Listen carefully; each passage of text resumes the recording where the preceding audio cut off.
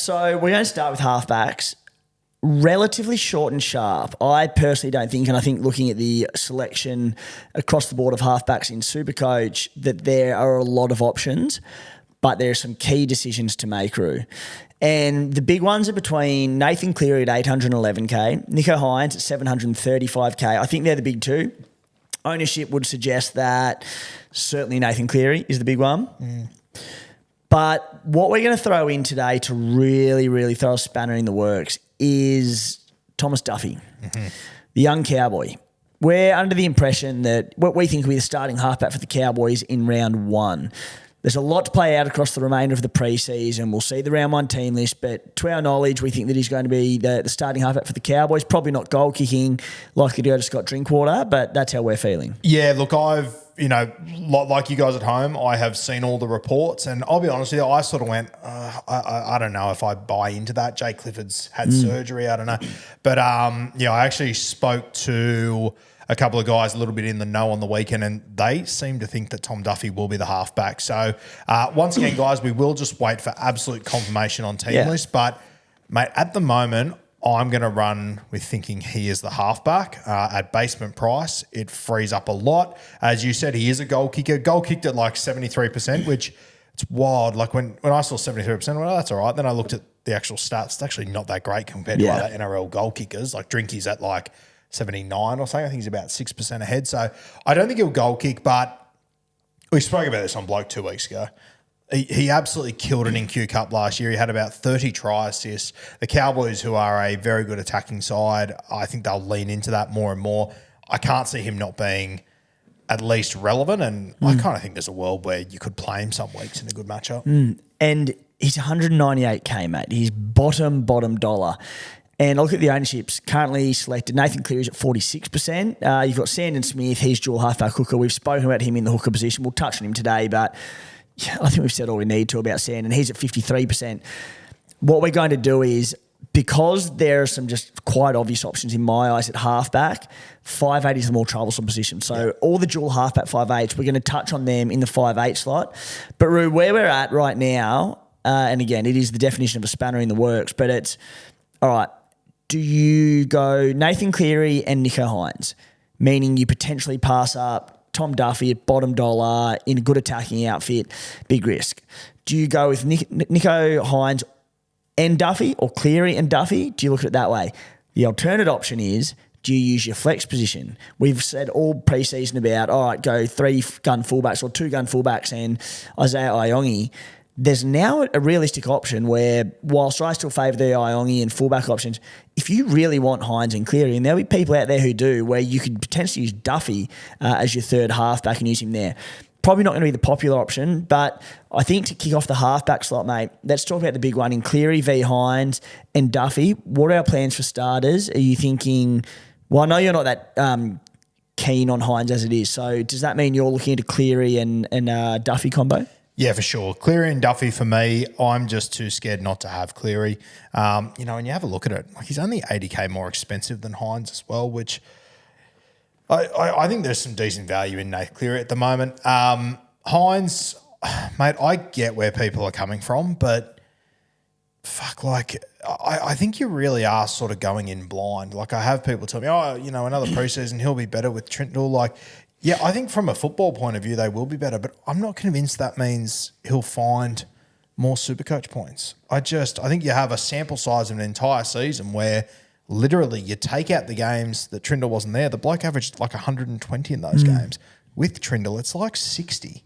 Like I personally think there is a world where you could lose money on Hynes here at 730k. I don't think he is.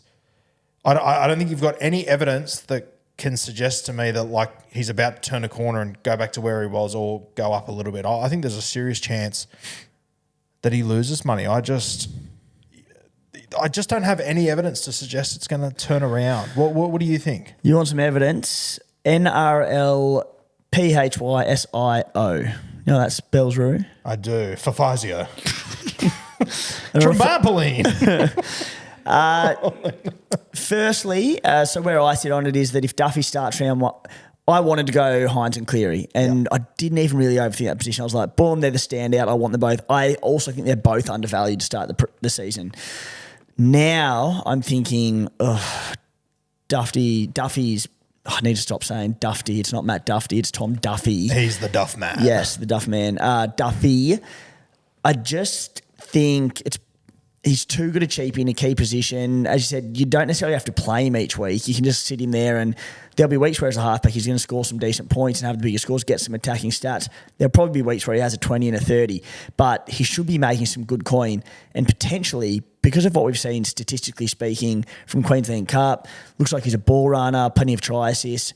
He could make a ton of cash. Yeah. So I'm probably leaning to going with one of them and Duffy. I'm narrowly leaning towards Cleary, but I think there's a real case. And NRL Physio threw out a tweet a couple of weeks back, and it was saying that plenty of focus on Nicho Hynes' Supercoach performances with and without Braden Trindle in 2024, but what about injury? He averaged 91 over his first 8 games, 6 of those being with Trindle last year. That dropped to 56 after an ongoing calf strain and ankle surgery. Basically saying that people sat there, ourselves included, saying that there's a drop-off with Trindle. And I know you'll mention eye test and like Trindle taking a bit more control and whatnot. But, you know, he was hampered by an injury, and of all injuries, a calf injury. Like, not as explosive, not as quick. So there is reason to say that maybe, like in the first 8 games last year, he averaged 91 points. The 2 seasons prior, Nicho Hynes averaged 95 and 86 points compared to Cleary's 89 and 80. And then the big factor in it all, Roo, aside from the starting price and that he's a fair bit cheaper, it's just their draws to start the year. Now, Nicho round 1 against Penrith in Vegas, that's as hard as it gets.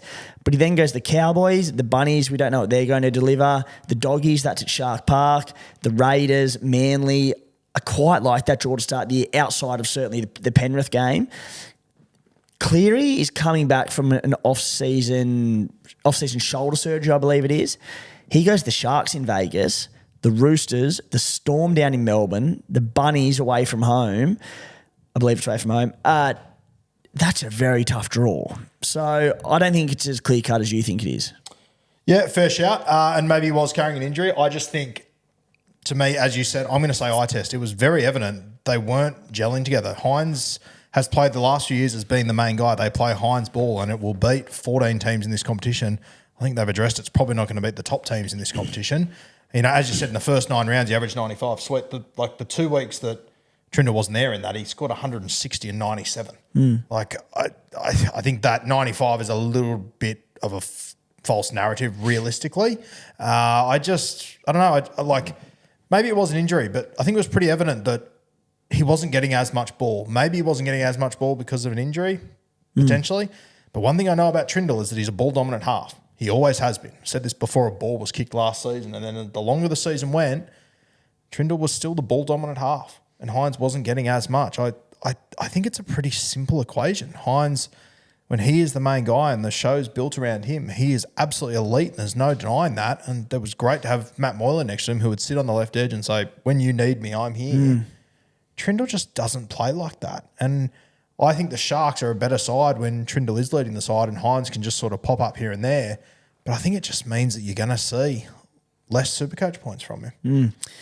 And look, you might be right. I think the other factors, and I do feel like I'm trying to talk myself into Hynes, but firstly, he's 75, 80K cheaper, which is quite handy, you know, for the overall cap. Yep.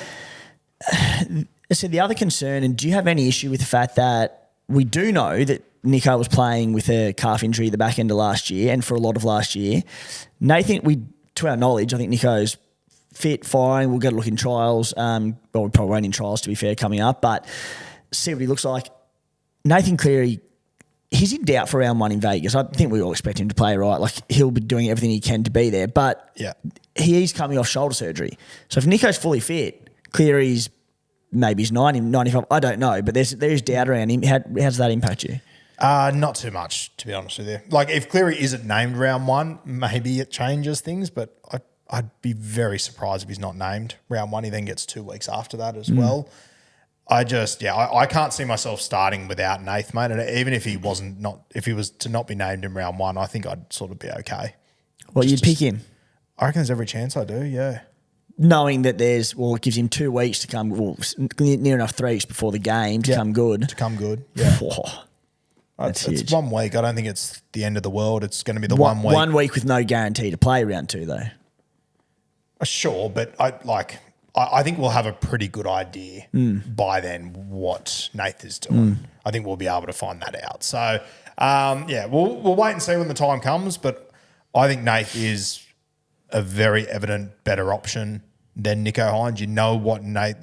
I personally think Nath's probably in for a little bit of an uptick this year, realistically, being he's always been the main ball player, but now you put Blaze in there over Jerome. I can just see Nath taking more control. So I think Nath is the obvious choice. If you want to have Hynes as your second halfback, sure, but if Tom Duffy's available, I think you're potentially leaving 400K out there realistically. I think the idea, and I'm not saying you're leaning into this, I personally think if people are going with the option of playing Nicho Hynes over one of these star fullbacks at flex, I genuinely think you've lost your mind, is my thoughts on it. There's just no evidence to back up that Hynes is going to turn things around and become what he was a few years ago once again. Yeah, and I said I'm not doing that. I think there will be some people who lean into it. I think the argument would be people that do believe that Nicho will return to his best this year, keeping in mind it's only a position he took up in recent years, halfback. We all have the Sharks as premiership contenders this year, so we think they're going to fly. He was 95 points in 2023, 86 in 2022. So unlike a lot of the fullbacks in, Tommy Turbo, Latrell Mitchell, Kalen Ponga, certainly James Tedesco, they're probably at their right price or there enough. If you think Nicho's going to go back to a 95 average or even an 86, well, at his current price, he's undervalued. Would be the argument, I think. Yeah, and I understand that argument.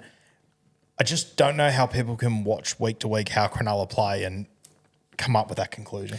I'll tell you what, if you do, and lots of teams will start now with Iongi and Duffy, if he does start for the Cowboys, shit, that frees up a lot of money. Yeah, bloody oath it does. It frees up a heap of coin. Prior to Duffy, who's your backup half? Mate, I sort of hadn't settled on anyone yet. I was looking at just... Well, you had the Sandon option, I had Sandon. I was sort of leaning towards him probably being that spot. But yeah, I was far from set in stone on it. I was still very iffy on it. Is there anything else to touch on with those two, mate, or do you think we've... No, I don't think so, mate. So gun to head right now, let's say Tom Duffy is available, Cleary or Hynes? Gun to head Cleary. Yeah. But there's bugger all in it. There really is. Okay, interesting.